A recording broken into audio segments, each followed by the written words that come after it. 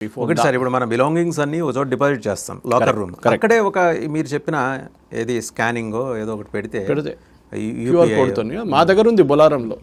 Of course Bolarum గుడి లోపల phone deposit చేసే లోపలే ఇది అది డొనేట్ చేసే వీడియో తీసుకోకూడదు, అదంతా రూల్ ఉంది. కానీ హుండీ పక్కన మేము ఒక క్యూఆర్ కోడ్ పెట్టాం, సౌత్ ఇండియన్ బ్యాంక్ వాళ్ళ లోగోతో సహా, so that people have confidence. దాన్ని మీరు ఎందుకంటే అందరు ఇప్పుడు డబ్బులు తీసుకొని తిరగారు కదా వాసుదేవన్ గారు. ఓకే, కానీ అయోధ్యకి వెళ్తున్నప్పుడు పాకెట్లు వేసుకొని వెళ్తారు వాళ్ళు. ఓకే, ఎంత 5,000 10,000 ఎంతైనా మీరు ఎంత ఇస్తున్నారు దాన్ని బట్టి. సో మెయిన్గా ఇప్పుడు చేసుకోవాల్సింది ఏంటంటే ప్రాసెస్ సెటప్ చేయాలి దీనికి. రెండవది మాన్యువల్ కౌంటింగ్ అనేది ఆపాల్సిన టైం వచ్చేసింది. There is no need for manual counting.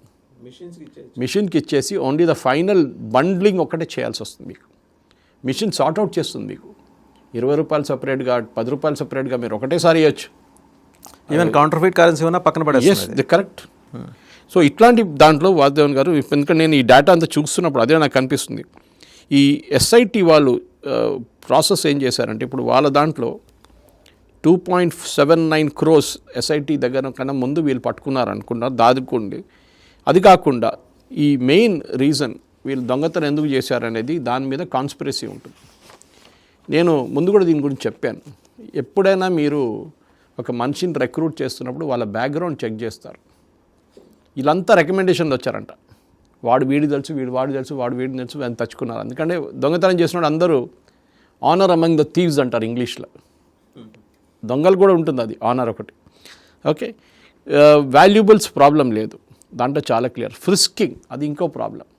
Checking అంటే వెళ్తూ ఒకసారి చెక్ చేయాలి. ఆడ ఒట్టేట్లు కొడితే మన మాల్లో ఎంటర్ అవుతున్నప్పుడు చూడండి చెక్కింగ్, ఆడు కొడితే అయిపోతుంది. ఆడు మన ఆ ఎయిర్పోర్ట్లో చూడండి, ఇట్స్ బి టోటలీ డిఫరెంట్. వాడు మొత్తం పైనుంచి కిందకి మొత్తం, ఎందుకంటే వాడు ఉద్యోగం పోతారు రేపు. ఎవరినైనా పట్టుకున్నారనుకోండి, తుపాకీ తీసుకెళ్తున్నప్పుడు వాడు పట్టుకుంటాడే అయిపోతుంది. సో దానికోసం చిన్న డౌట్ వస్తే కూడా బ్యాగ్లో స్కానింగ్లో వాడు మళ్ళీ తీసి మంచి చెక్ చేపిస్తాడు ఇంకోసారి. ఈ ప్రాసెస్ మన దగ్గర లేదు. ఇండియాలో ఒక చల్తా హై యాటిట్యూడ్ ఉంది. ఇప్పుడు ఆలోచించండి, ఇప్పుడు ఈవెన్ మన మాల్లో కూడా మీరు వెళ్తారు, మిమ్మల్ని చెక్ చేస్తారు. రేపు ఒక వీఐపీ వస్తాడు, ఒక మినిస్టర్ ఎమ్మెల్యే ఏదో షాప్ ఇనాగ్రేషన్కి, వాడు సపోర్ట్ వస్తాను ఒక 50 మంది వస్తారు వాడితో చెంచాలందరూ. టక్మని అందరు లోపలికి వెళ్ళిపోతారు వితౌట్ ఎనీ చెక్కింగ్. అంటే మీకు చెక్కింగ్ ఉంది, వాళ్ళకి లేదు. ఇది జరిగేది. ఇది నార్మల్ దాంట్లో కూడా, గుడిలో కూడా అంతే. సో ఇప్పుడు దీంట్లో మెయిన్గా వీళ్ళు ఖర్చులు చేసిన డబ్బుల మీద ఇప్పుడు కొంచెం ఎంక్వైరీ ఒకటి ఉంది వాసుదేవన్ గారు. నేను కొంచెం డీటెయిల్స్ చెప్తాను మీకు, ఎందుకంటే ఇది చాలా ఇంపార్టెంట్, మన ప్రేక్షకులు అర్థం చేసుకోవాలి. ఎందుకంటే అందరూ ఇంగ్లీష్ పేపర్ చదవరు, మన తెలుగు పేజ్ అంత వచ్చిందో లేదో నాకు కూడా ఇంత విస్తారంగా రాలేదు. సో బేసిక్లీ మనం ఏం చూడాలంటే ఎక్కడ దాకా డబ్బులు పోయినాయి, ఎంత డబ్బులు వచ్చింది, ఎక్కడికి వెళ్ళిన డబ్బులు అని చెప్పి. So let us now look at the details అన్నమాట.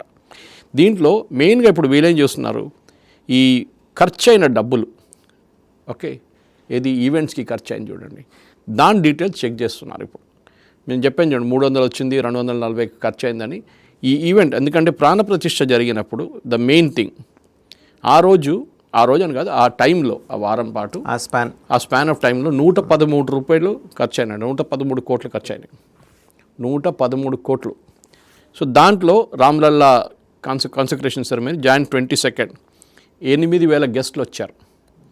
టెంట్ కట్టారు, టెంట్ సిటీ కట్టారు. మొత్తం దానికి ఉన్న ఖర్చులు చెప్పాను చూడండి. ఇప్పుడు మీరు ఈజీగా దాన్ని చెక్ చేసుకోవచ్చు. ఓకే, ట్రస్ట్ ఏమో షెడ్లు కట్టారు, టెంట్ సిటీ, దానికి 35 కోట్లు, 36 అనుకోండి. ఓకే, దాని తర్వాత అక్షత్ పూజన్ క్యాంపెయిన్ ఒకటి ఉండేది, ఈ మొత్తం దేశమంతా తిరిగారు. అది ఒక 30 కోట్లు.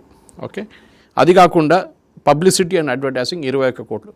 సో దీనికి అన్నిటికీ చెక్ చేయాల్సి వస్తుంది. దీంట్లో కూడా ఒక్కతొక్కలు ఉండొచ్చు డెఫినెట్గా. ఎందుకంటే అడ్వర్టైజింగ్ అనేది ఏంటి, నేను ప్రింట్ ఇండస్ట్రీలో పనిచేశారు, మీరు కూడా పనిచేశారు ప్రింట్ ఇండస్ట్రీలో.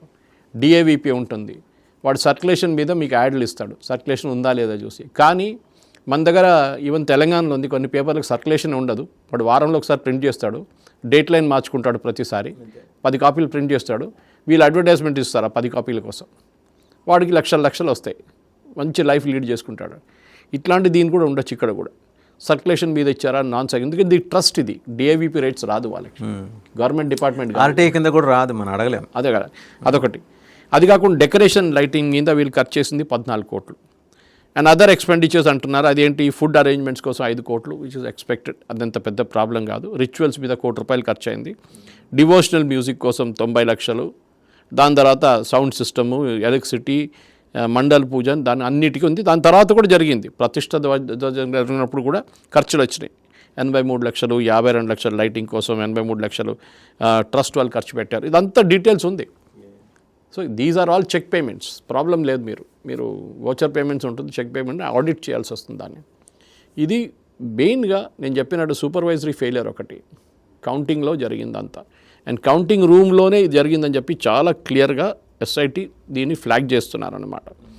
సో ఈ ప్రిలిమినరీ రిపోర్ట్ని నిన్న జరిగిన మీటింగ్లో తీర్థ్ ట్రస్ట్ వాళ్ళు మొత్తం చెక్ చేశారు. దాని తర్వాత వాళ్ళ కామెంట్స్ ఇవ్వాల్సి వస్తుంది, ఏం చేశారు, ఎక్కడ వచ్చారని చెప్పి. నేను చెప్పిన దాని ప్రకారం బికాస్ ఈ 27 ముందు, ఏప్రిల్ 27 కన్నా ముందు ఉన్న సీసీటీవీ ఇమేజెస్ లేదు. The first thing they have to do, కొత్త సీఈఓ వచ్చిన తర్వాత ఏం చేయాల్సి వస్తుంది, they should have CCTV recording continuously. CCTV ఒకటి తీసుకుని ఏం చేసుకుంటారు, మీరు మానిటర్ చేయాలి కదా. 10 మంది దాని మీద కూర్చుంటే 3 షిఫ్ట్లలో 3 చూస్తూనే ఉంటారు.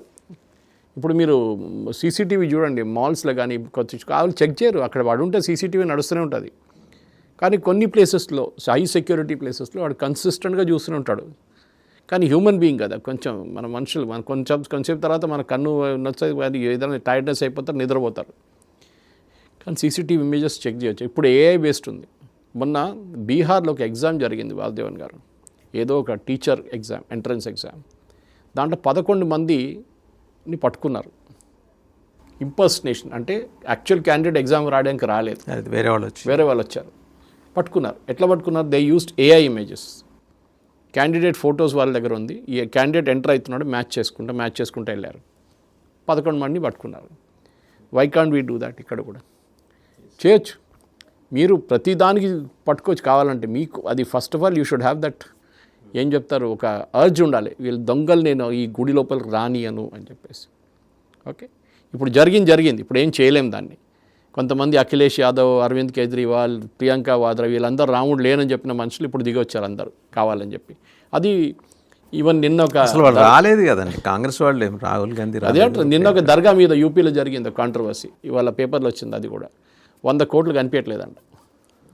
అక్కడ ముస్లిమ్స్ కంప్లైంట్ చేశారు, మేము ఇచ్చిన 100 కోట్లు కనిపించట్లేదు. వాళ్ళకి రామ్జను జరిగిన తర్వాత వాళ్ళకు కూడా డౌట్ వచ్చింది, మేము ఇచ్చిన డబ్బులు ఎక్కడ పోయింది, మాకు రెసీట్లు ఇవ్వలేదు, 100 కోట్లు తీసుకున్నారా ఎక్కడుందని. ఇప్పుడు నిన్న దానికోసం ఇంకో ఎస్ఐటీ పెట్టారు ఉత్తరప్రదేశ్ గవర్నమెంట్. ఇక్కడ పెడితే అక్కడ కూడా పెట్టచ్చు కదా. ఇప్పుడు అఖిలేష్ యాదవ్ అంటాడు, మీరు కావాలని పొలిటిక్స్ ఆడుతున్నారు, కంప్లైంట్ ఇచ్చారు కదా, వాళ్ళ కమ్యూనిటీ వాళ్ళకి కంప్లైంట్ ఇచ్చారు, మా డబ్బులు రాలేదు, మా డబ్బులు పోయినాయని చెప్పి పెట్టేది తప్పలేదు. ఇప్పుడు కూడా ఇక్కడ కూడా అదే అంటున్నారు. ఎస్ఐటీ ఏమంటున్నారంటే ఈవెన్ ట్రస్ట్ వాళ్ళు అగ్రీ చేశారు, ఎవరైనా డివోటీ వచ్చి నేను ఆ రోజు ఒక కిరీటం ఇచ్చాను, దాని రెసీట్ ఇదంటే మీరు చూపియండి,